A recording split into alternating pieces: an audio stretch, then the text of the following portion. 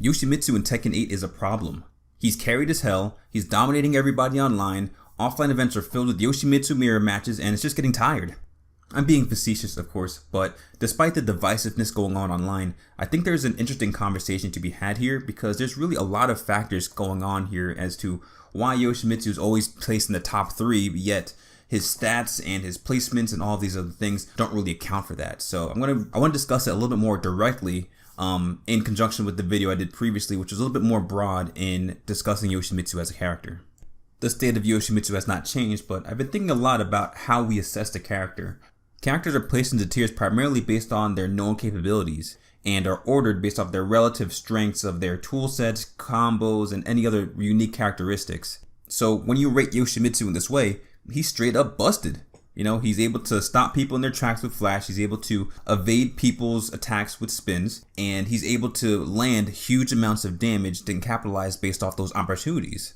On top of that, he has a strong heat state, he's able to heal through his combos, and the combination of everything is like this guy has no weakness. So that's the first point I want to talk on. I think it's well known that Yoshimitsu has bad movement and one of the worst sidesteps, that many of his buttons have some kind of risk with them, either by being slow and being prone to counter hit, and by generally being linear and unsafe. He has some exceptions like down forward 2, his 1-1, you could probably throw running 3 in there, but this very short list of reliable moves that he has kind of emerges a picture of how Yoshimitsu can really play and his limitations. It's something that I think everyone sees but no one really says. Yoshimitsu does not want to box. He is not good with pressure. And I know you're saying, Delta, what the fuck are you talking about, man? He can flash to get out of pressure. He can spin to get out of pressure. What do you mean he's not good with pressure? Well, it's true that both flash and spinning evade are incredibly powerful tools, so powerful that the rest of his slow and unsafe kit is functioning based off the threat of these tools. But the thing is that the success of these tools are contingent if Yoshi can make the proper read. And that's a big if, a canyon-sized if, that separates the criers from the down players. This is what I think puts Yoshi over in the tier lists. This is also where I think the argument comes from that tournament placings are not showing Yoshimitsu's strength because no one has been good enough to show his true potential. But his true potential is based on ability to make reads, which changes from player to player, match to match, round to round, and interaction to interaction. So who's going to be able to consistently do that? Charles Xavier? So when we say that Yoshimitsu can interrupt or avoid and subsequently launch people in situations that other characters can't, and on the flip side we say that Yoshimitsu exposes himself to risk of getting caught and possibly getting launched himself for doing those very same things, both things are true. At that point, I think we should be looking at what is the expected rate of success and see how is he balanced around that. In baseball terms, how powerful is Yoshi when he bats a 200 or 300? And how strong did the rest of his kit have to be in order to make up for that? And you can see for yourself when you watch Yoshi gameplay, either pro level or through replays, you know, how many times are they getting punished for their flash? How many times are they attempting it? How many times are they succeeding with it? Same thing with spins.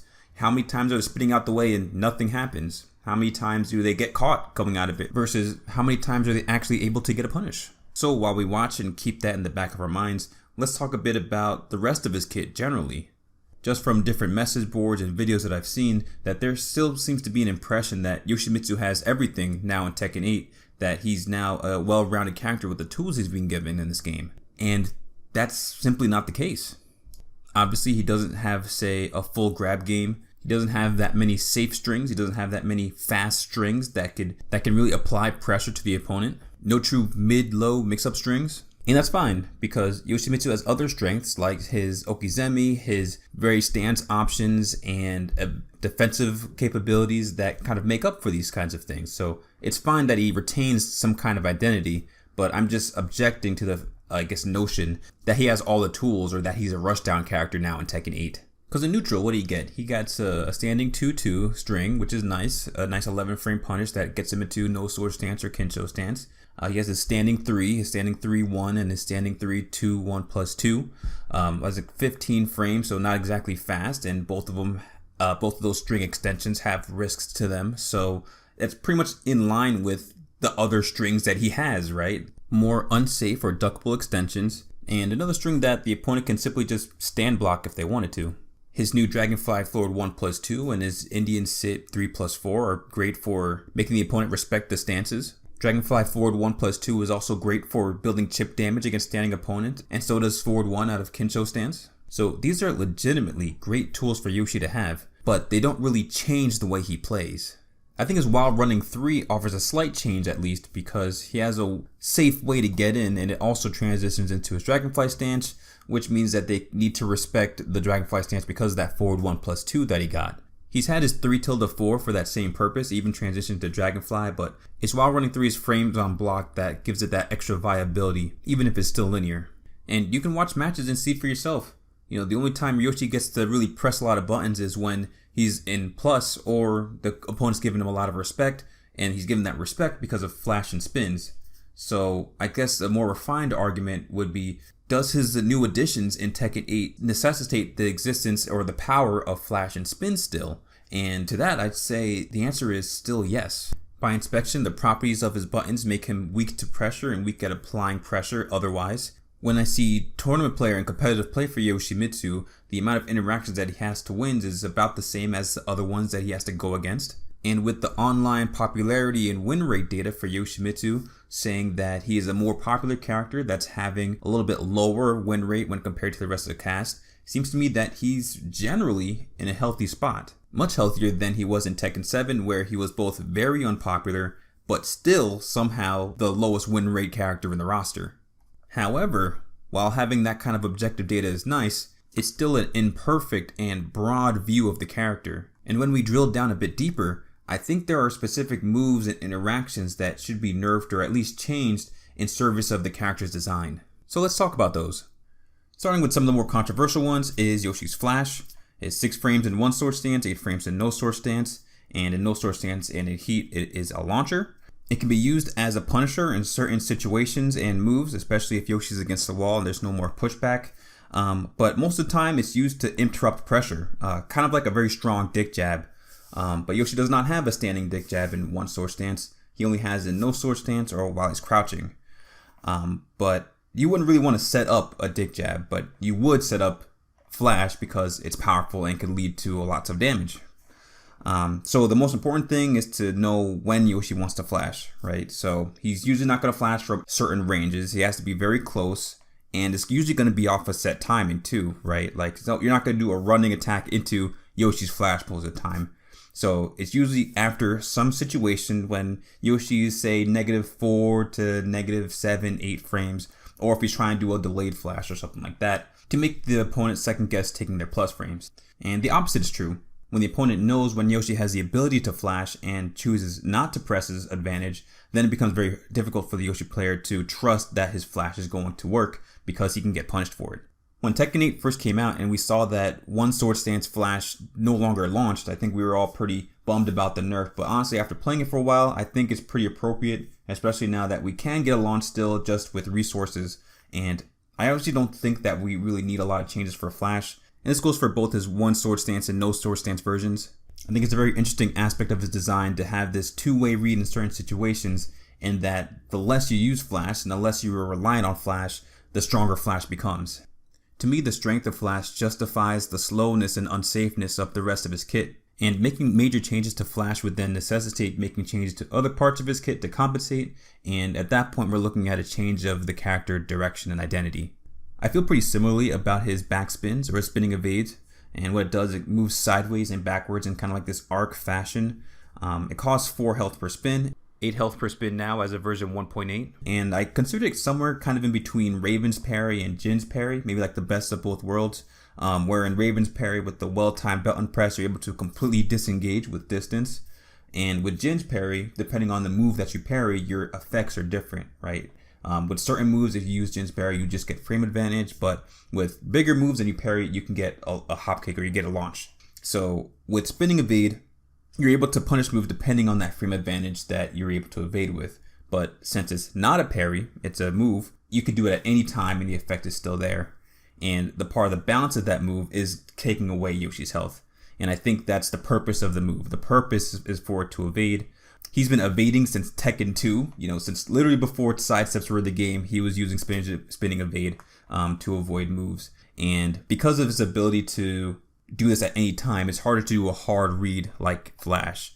So you can option select, but that option select changes depending on the situation, the frames, and the moves available to your character.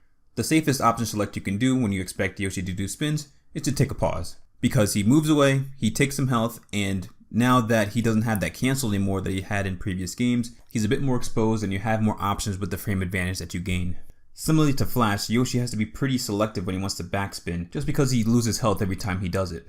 If we're talking about potential changes for Yoshimitsu, I think it would be fair for backspins to cost more health. Right now it costs 4 health per spin, but I think it could cost more just because of 3 reasons. One, Yoshi's healing is a lot more consistent now than it was in previous games, being integrated with his combos, and I'll get to that in a sec.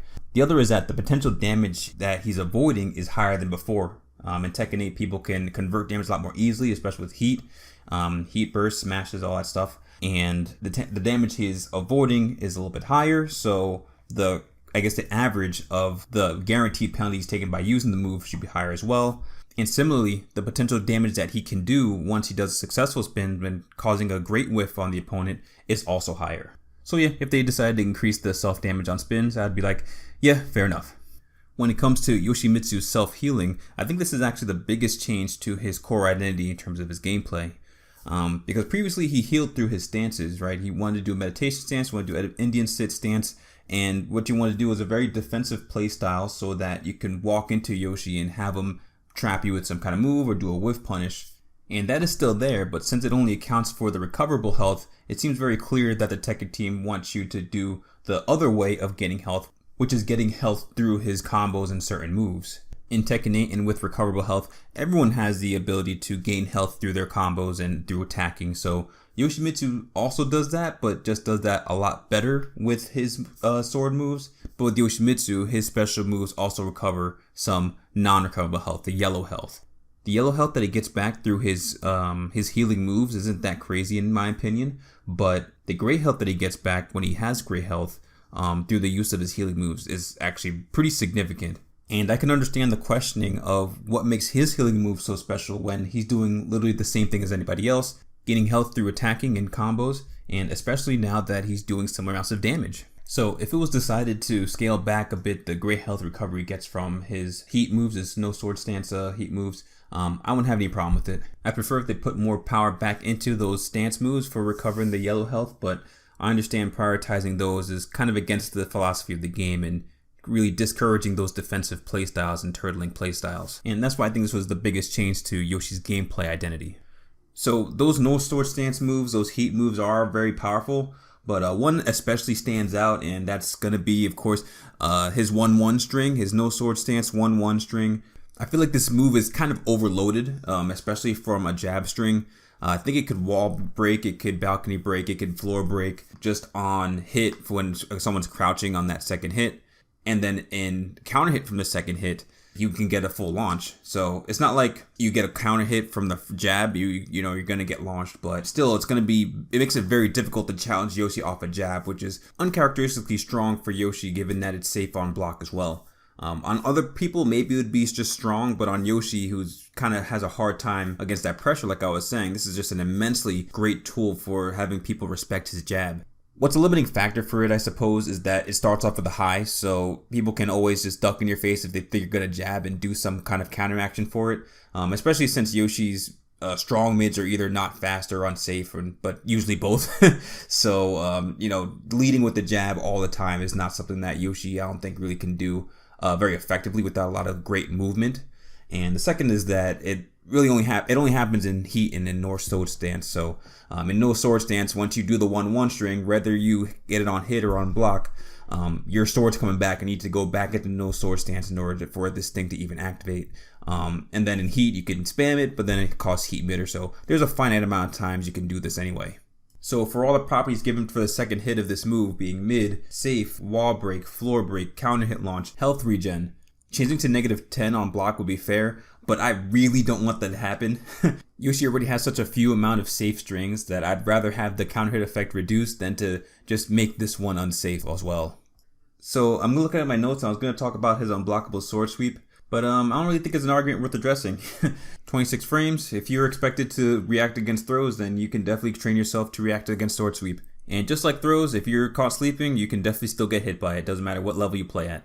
It's definitely the most effective at the wall in Oki situations especially. But at the same time, when you're doing it at the wall, your combo damage isn't going to be as high. Unless you're talking about a stage interaction, then it's a completely different story.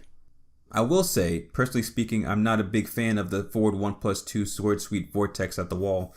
Just a little oppressive, annoying, like any Yoshi could pick it up on day one and just immediately just hammering noobs with it. And I don't know, I think it's just not the fun of the character. You know, a lot of the times when you put Yoshi in his best situation, Oki at the wall, it's fantastic. You have so many different options. So to have that one be so effective and loopable, I don't know. It feels kind of like it goes against the spirit of the character, where you just play you play some games and you let them go, play some games, let them go, and this one's just like it's the same game over and over again. Is it the strongest thing he has at the wall? No, but it just feels wrong. Like it just feels wrong in my soul. We also have Yoshi's Hopney, his up forward 3. It's a launcher that low crushes and evades high in certain frames, but apparently it also has this weird hitbox that sometimes crushes mids also. It's not like an intentional invincibility frames like ground teching or like his Indian sit move, the startup spin animation, where it has iframes just before the move comes out. Those iframes are there for that stance, for it to be deceptive and not complete garbage. So we know that deceptive hitboxes and hurtboxes can have purpose for balancing reasons, especially when they don't bother to change the animation itself or the model itself. Another example for Yoshi is his sword sweep, because it has a slightly smaller hitbox in his model to control its range. Same thing with his crouch dash 1, probably to curb it using at complete safety ranges at its tip range, especially now they can hit grounded since Tekken 7. But with Yoshi's Hopney, however, I have no idea why it goes through mids. So there's a lot of weird hitbox interactions in this game, and I think this is one that should be fixed. So the last thing to talk about is his overall damage. His damage is a lot higher in Tekken 8, and I know that's kind of a sticking point for a lot of people. That Yoshimitsu has always been a character that has not good combo damage as a trade-off for some of the things that he could do that others could not. If Yoshi was a character that was strong or at least decent in recent games with his mediocre damage, then I would agree that him having higher damage would be a problematic and strange decision. But that really didn't seem to be the case, because his tournament viability was questionable, his win rate was the lowest in the cast, and he was also very unpopular. Quite frankly, Yoshi was struggling for the past 3 games up until Tekken 8, and I think in part of that success is due to his increase in damage. It just makes him a lot more viable. I don't think the increased damage impedes on his gameplay design, and to the contrary, I think if they wanted to make Yoshimitsu stronger without affecting his damage, that would mean that they would need to make a lot of modifications to his kit to be a lot more consistently solid, and that would be a greater impact to his identity in my opinion. Another part of the damage conversation is the baseline for damage for Tekken 8 in general. With their gameplay designed to have a little bit higher damage, but have the ability to overturn the flow of the match and recover some of that health, so we can have our cake and eat it too when it comes to hyped matches of high combo damage without completely invalidating ground game. The damage we see from Yoshi is just that much more jarring. I don't see this as an issue exclusive to Yoshi, since most of the casts have combo routes that can get up to half health. Which really makes the snowballing pretty intense in this game, and I hope it's something that they really address holistically. But going back to Yoshimitsu, I don't think having low damage is, or even should be, part of his identity.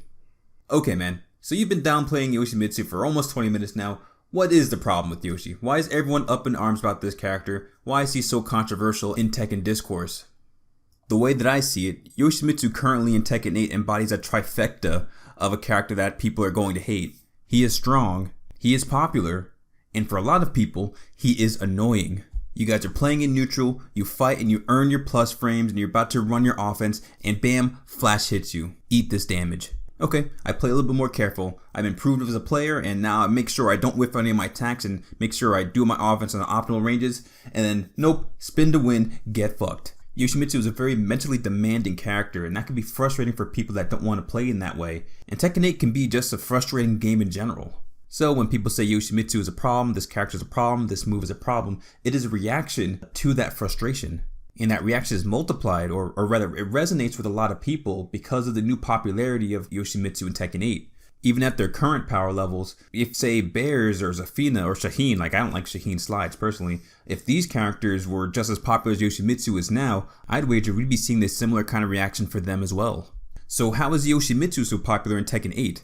Well, first of all, just look at him. I mean, his design is absolutely amazing in this game, and he's always been a fan favorite for a long time. People, I've talked to so many people that's like, oh yeah, I like Yoshimitsu, but he's too hard to learn him and stuff like that, so people don't really play him. But he's always been a fan favorite in terms of his design, and his Tekken 8 design particularly is fantastic. Like, don't underestimate the power of a good design. Like, if you want to see a contrary to this case, just look at the fall off from Paul from Tekken 7 to Tekken 8. I mean, in Tekken 7, he was like one of the most popular characters in the entire game. OG, American badass. But now in Tekken 8, they redesigned him, and now he looks like someone that might want to assassinate a former president. And look what happened. His popularity completely fell off, and now he's like in the middle of the pack. So design is pretty important for getting people to pick up a character, but their strength and their value and how they play them is what kind of keeps them around. And I think now that Yoshimitsu is stronger with the tools that he's been given, players are believing that he's someone that's now worth investing into. A characterization of Yoshi players at this point is that we kind of just party and don't really care about winning. And that's kind of true if you wanted to win, then you choose another character because Yoshimitsu is so hard to use and so weak. But that's different in Tekken 8. Yoshimitsu now is strong enough to attract players that don't solely care about just the character, but they can also find some kind of viability in playing with them and actually winning online and even offline. So depending on who you ask, Yoshimitsu was always annoying, but now he's strong and popular, and more people than ever are experiencing what it's like to play against Yoshimitsu and his demanding playstyle. The other reason I think is causing Yoshimitsu to be such a controversial subject is just the language that we use in general in Discourse. And we've all seen it. So-and-so was a problem, this situation is insane, X thing is broken. Hyperbolic and extreme language meant to grab your attention by invoking some emotion. It makes us feel like some extreme action needs to be taken. So when you take that and apply it to Yoshimitsu, a character specifically designed to chip at your mental, it's no wonder that the opinions about him become so extreme. One hilarious example that I just had to add in here as I'm recording is Kaden Trench's interview at Red Bull Golden Letters, because it is just the perfect example about just how this conversation happens, right? He's asked about what are some of the things that people are missing about Yoshimitsu and why he's so controversial. Basically, this entire subject of this video. And he gave a very brief answer, and he was able to say, hey, these are the strengths of Yoshimitsu. This is why he's strong in this game. And these are some of the weaknesses of the character. And he places them just out of top 5. So he thinks that, he's top 10, maybe not top 5. And that's due to the weaknesses Yoshi has. And the reaction there and online is, wow, what a downplay. Right? So in this case, it was all banter, of course, but it just serves as a really funny microcosm of the Yoshimitsu discussion online in general. Someone says a very charged, perhaps misinformed statement about Yoshimitsu, and because he's such a nuanced and complex character, it takes like a wall of text to even explain what the situation is in all its context, just to be like, nah, the downplay. I had to learn a lot of restraint when it comes to talking about the character online, and to be honest, I pretty much just stopped entirely. So when people are salt posting or just making digs about Yoshi and his moves, at this point I just let him be. It ain't that serious, it's not worth the energy, and all the time that it would take you to adequately explain all the perspectives that they might be missing would be better spent doing literally anything else. At the end of the day, no matter how much knowledge you may have, if someone's position is rooted in emotion, then there's no amount of logic that's going to change their mind. The problem with Yoshimitsu Discourse, for those learning and having genuine discussions, absolutely nothing. Yoshi is a strong and for a lot of people very tilting character, and it's easy to see and comment on his strength. It's just that Yoshi players that know his weaknesses firsthand see it as disingenuous to not acknowledge them, and even further when people say what he should and what he shouldn't have without that understanding. And on the flip side, players see it as disingenuous when they are told about all the different counterplay of his options and weaknesses of his options without acknowledging the immense task of actually learning and applying them all. And especially from people that might not just want to see their character nerfed. In either way you're talking about Yoshimitsu, you're probably downplaying. Now, we're talking about Yoshimitsu, and Yoshimitsu has been a hot topic, but honestly, I see very similar discourse for everyone on the roster to lesser extents. Like, if your character exists, somebody's hating on them. So it's better not to take it too seriously. The amount of people posting their opinions for validation or just to express themselves far outweighs those that are looking to have actual detailed discussions. So I think distinguishing between the two would go a long way for a better discourse for everyone. So some final thoughts on Yoshimitsu. I think he's a very strong character, mostly the same character he's been despite the tune-ups that he's gotten from this game. I don't think that being a weak character should be a part of his identity. And for competitive strength, I think his tier placement will always be higher than his strength in reality because his tools are so dependent on the knowledge and mental fortitude of his opponent, which changes all the time. Even as is, without any nerfs, without any of the changes that I've suggested in this video, Yoshimitsu is relatively in a healthy place strength-wise, but I figured the suggestions I made would make Yoshimitsu feel a bit more fair without sacrificing his gameplay character design. But hey, I'm just one guy, and not even a high-level player at that, but I really enjoy looking at these tier lists and discussions, and it makes me think, how much stock should we put in these tier lists? And is there an inherent issue with unorthodox or annoying characters being strong? Because that's an emotional response too. You play a game, you want to feel good, and you have actual mechanics that make you feel more stressed. How effective should they be? So let me know what you think. Yoshimitsu, online discussions. Agree or disagree? Let's talk, and I'll see you in the next one.